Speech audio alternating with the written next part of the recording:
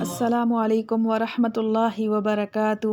رب اشرح لی صدری ویسر لی امری واحلل عقدۃ من لسانی یفقہوا قولی۔ اعوذ باللہ من الشیطان الرجیم، بسم اللہ الرحمن الرحیم۔ یا ایہا الذین آمنوا لا تکونوا کالذین کفروا، اے ایمان والو تم نہ ہو ان کی طرح جو کافر ہوئے۔ وقالوا لإخوانہم اذا ضربوا فی الارض،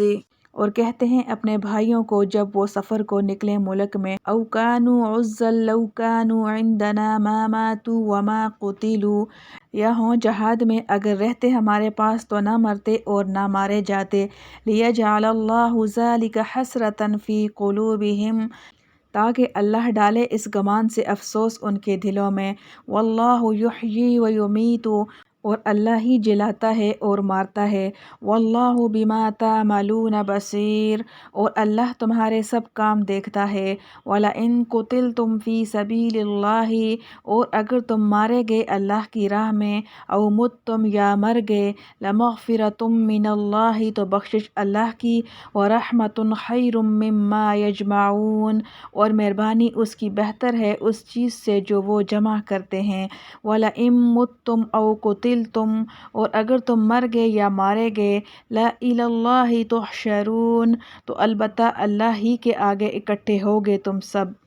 ربط آیات: پچھلی آیتوں میں منافقین کا یہ قول بیان کیا گیا تھا کہ لو کان لنا من الامر شیء ما قتلنا ہاہنا،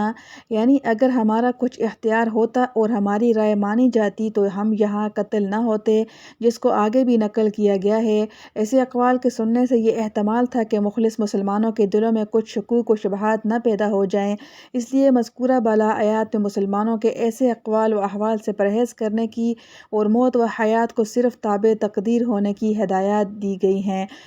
خلاصہ تفسیر: اے ایمان والو تم ان لوگوں کی طرح مت ہو جانا جو حقیقت میں کافر ہیں، گو ظاہراً اسلام کا دعویٰ کرتے ہوں اور کہتے ہیں اپنے ہم نسب یا ہم مشرب بھائیوں کی نسبت، جبکہ وہ لوگ کسی سرزمین میں سفر کرتے ہیں اور وہاں اتفاقاً مر جاتے ہیں، یا وہ لوگ کہیں غازی بنتے ہیں اور اس میں تقدیر سے قتل ہو جاتے ہیں، تو وہ منافق کہتے ہیں کہ اگر یہ لوگ ہمارے پاس رہتے، سفر اور غزوہ میں نہ جاتے تو نہ مرتے اور نہ مارے جاتے۔ یہ بات ان کے دل اور زبان پر اس لیے آتی ہے تاکہ اللہ تعالیٰ اس بات کو ان کے قلوب کے لیے موجب حسرت کر دیں، یعنی نتیجہ اس طرح کی باتوں کا حسرت کے سوا کچھ نہیں، اور مارتا جلاتا تو اللہ ہی ہے، خواہ سفر ہو یا حضر، اور جنگ ہو یا امن، اور اللہ تعالیٰ جو کچھ تم کرتے ہو سب کچھ دیکھ رہے ہیں۔ تو اگر تم بھی ایسی باتیں کرو یا ایسے خیالات میں مبتلا ہو تو وہ اللہ تعالیٰ سے پوشیدہ نہیں رہے گا، اور اگر تم لوگ اللہ کی راہ میں مارے جاؤ یا کہ اللہ کی راہ میں مر جاؤ تو یہ کوئی خسارہ نہیں، نفع ہی نفع ہے، کیونکہ بالضرور اللہ تعالیٰ کے پاس کی مغفرت اور رحمت دنیا کی ان چیزوں سے بدرجہ بہتر ہے جن کو یہ لوگ جمع کر رہے ہیں اور اسی کے لالچ میں زندگی کو محبوب رکھتے ہیں، اور اگر تم ویسے بھی مر گئے یا مارے گئے تب بھی بالضرور اللہ ہی کے پاس جمع کیے جاؤ گے، بس اول تو قضا ٹلتی نہیں، دوسرے اللہ کے پاس جانے سے کسی حال میں بچ نہیں سکتے، اور دین کی راہ میں مرنا یا مارا جانا تو موجب مغفرت و رحمت ہے، تو پھر ویسے مرنے سے دین ہی کی راہ میں جان دینا بہتر ہے۔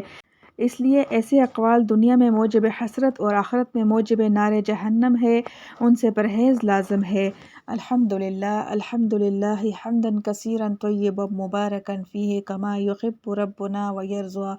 اللہم احسن عاقبتنا فی الامور کلها واجرنا من خزی الدنیا وعذاب الآخرہ۔ ربنا آتنا فی الدنیا حسنۃ وفی الآخرۃ حسنۃ وقنا عذاب النار۔